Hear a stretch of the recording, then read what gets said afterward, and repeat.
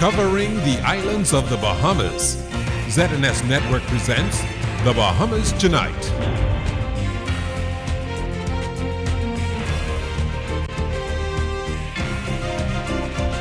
This portion of the news is brought to you by McDonald's. McDonald's, I'm loving it.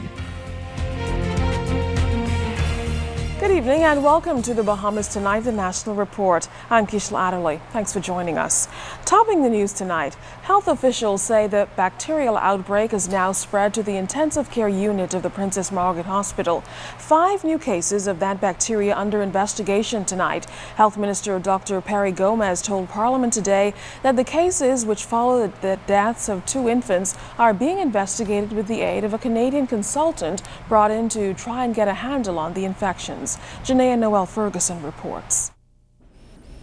Despite the fact that there were no new admissions at the neonatal unit at the Princess Margaret Hospital and the virus that killed 2 babies was controlled, Health Minister Dr. Carey Gomez confirmed that the same virus has popped up in the Central Intensive Care Unit at the same institution. Dr. Gomez confirmed that as of August 1st, 5 new cases were identified. Those affected 4 adults and 1 child. None of them is ill. Mr. Speaker, the member for Kalani, who was obviously provided with this information by an administration that failed to advise its own ministry of the outbreak, has sought to make political issue of this very serious matter. One that arose, Mr. Speaker, because of shortcomings that were generated under his watch. Dr. Gomez says that it is the commitment of the government that best practices as it relates to health care are established, and the ministry is seeking to engage a Caribbean physician to conduct a review of the management of this investigation. In the meantime, the Ministry of Health has enlisted the services of former Chief of Infectious Diseases at the Hospital for Sick Children in Toronto. Stan Reed, the Professor of Infectious Diseases at Sick Kids Hospital. And for those of you who don't know, there are 2 great hospitals for children in the world. The Hospital for Sick Children in London on Great Ormond Street, and the Hospital for Sick Kids in Toronto, Canada. This man was head of the unit at Sick Kids Toronto, Canada. And for the past 20 or so years, he has been a consultant to the Ministry of Health. Dr. Gomez assured the public that everything is being done to protect patients and users of the Princess Margaret Hospital from further harm. We also wish to inform this House that under this administration, no shortcuts and no whittling away of essential protocols and procedures for infection control will be allowed. Not under my watch, Mr. Speaker. The health minister also responded to criticisms on his ministry's handling of the outbreak. My reputation for caring about people doesn't need defending. Doesn't need defending.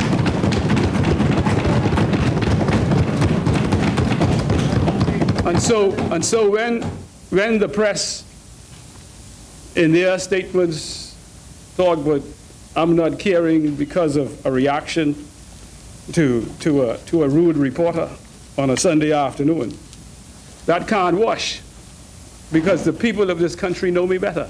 Janaea Noel Ferguson, ZNS News. Dr. Gomez added that the families of the babies which died are receiving counseling. State Finance Minister Michael Halkitis has announced an emergency jobs plan. He told the House last evening that the new jobs rebate plan will be put in place, providing rebates on business licenses, for example, for companies based on new hires. Within this Charter for Governance, the Progressive Liberal Party committed itself to an emergency jobs plan, and as part of that emergency jobs plan is a program known as New Jobs Rebate, wherein the Progressive Liberal Party promised to put in a system whereby prorated business license fees and real property tax rebates will be available for all companies providing evidence of full-time new hires, i.e. the employment of new people. And secondly, also under that emergency jobs plan, the Progressive Liberal Party committed to business rebuilding support. Minister of National Security and Bain and Grantstown MP Dr. Bernard Nottage has given a review of crime statistics since the Christie administration took office. Those new numbers show that crime stats are down in certain areas. The Prime Minister was sworn in on May the 8th. And between May the 8th and the end of this month, Mr. Speaker, murders are down by 24%. Rapes are down by 6%, attempted rapes by 56%, unlawful sexual intercourse by 43%, armed robbery is up, robbery is down by 20%, and attempted robbery down by 10%. Burglary is down by 18%, housebreaking by 17%, stealing by 22%, stealing from vehicles by 14%, stolen vehicles by 3%. Shop breaking is up by 8%. Mr. Speaker, in the month of July in 2011, there were 21 murders in July 2011. In July of 2012, there were 8. We are trending in the right direction. People are always wanting statistics, and they're wanting the Commissioner to release the statistics for them every month. What the Commission is trying to do and concentrating on, Mr. Speaker, is putting in policies, sustaining policies, tweaking policies so that we can get the best effect. Now, Dr. Nottage says the Christie administration is headed in the right direction in the fight against crime.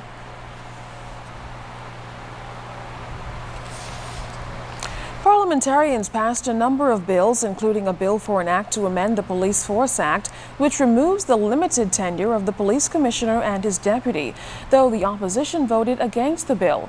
A bill to amend the College of the Bahamas Act to remove the tenure of office of council members, a bill to amend the Real Property Tax Act, the Stamp Duty Act, and the Tariff Act also passed today. High school students of Faith Temple Christian Academy will have to make alternate arrangements this fall as the school suspends operations. The closure will only affect the high school. Faith Temple administration told ZNS News today that in April, executives met with education officials, parents, and students to discuss the suspension, which took effect June 1st. LaDon Davis talked with officials about what prompted the closure. More than 100 students here at the Faith Temple Christian Academy on Prince Charles have had to relocate to another school this academic school term, and that's because the school is in a $600,000 financial debt. Administrator Andrew Burrows explains. We had mixed emotions about it with our parents and students. Some of the kids have been with us from K2 and were at a grade 11 about to graduate, and so it was a very painful decision for us. But with the ongoing deficits, we just couldn't go another year. Mr. Burrows says the financial deficit is not the only reason that forced their hands to suspend its high school operations.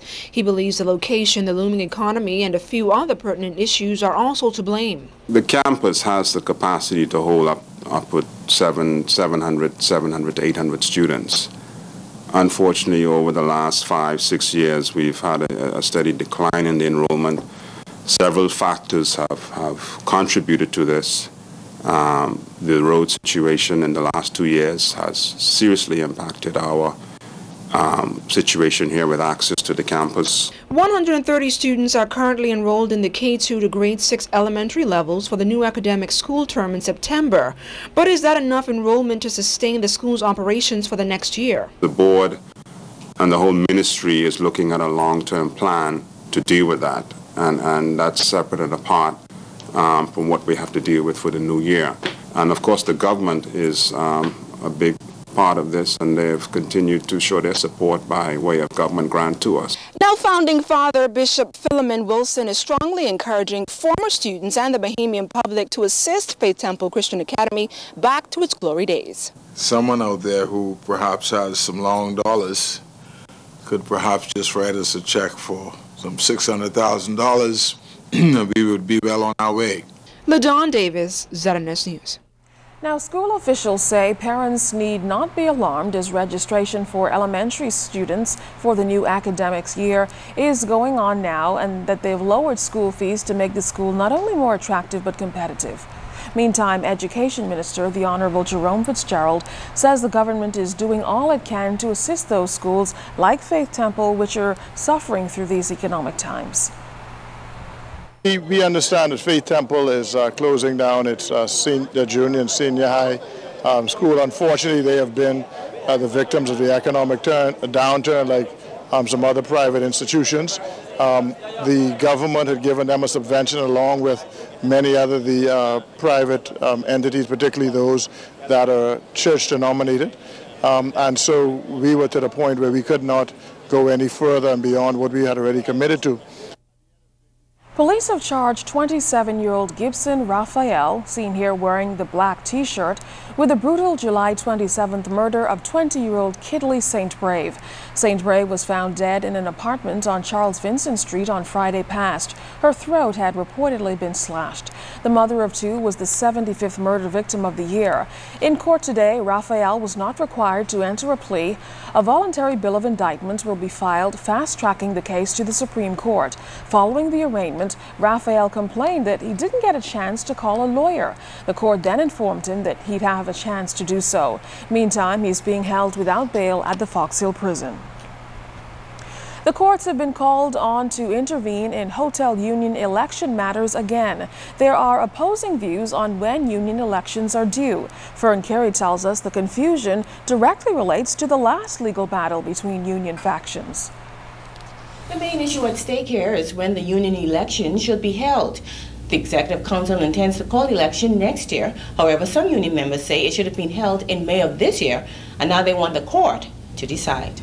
And to ensure that happens, lawyers for both sides appeared before Chief Justice Sir Michael Barnett, and during the closed session, the Chief Justice determined that the dispute is indeed a question of law.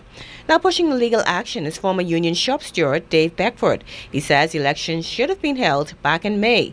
However, the current executive team, headed by Nicole Martin, disagrees and plans to hold elections next year, which would reportedly give Martin 4 years in office instead of 3. Beckford says that's in breach of the union's constitution. In the originating summons, Beckford is seeking 10 declarations. He wants the court to declare, among other things, that after May 2012, the current executive council of the union has no constitutional power or authority to carry out its duties.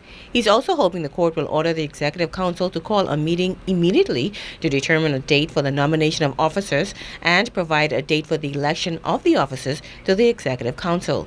Now, during the union's last 3 elections, including 2 in 2009 in May and September, both were declared null and void by the Court of Appeal. In the last election in April 2010, Nicole Martin was elected president. Meantime, the court will make a determination on the union's current dispute come November 12th. Fern Carey, ZNS News. Well, still to come in the Bahamas tonight, a Bahamian company is giving back. We'll explain coming up.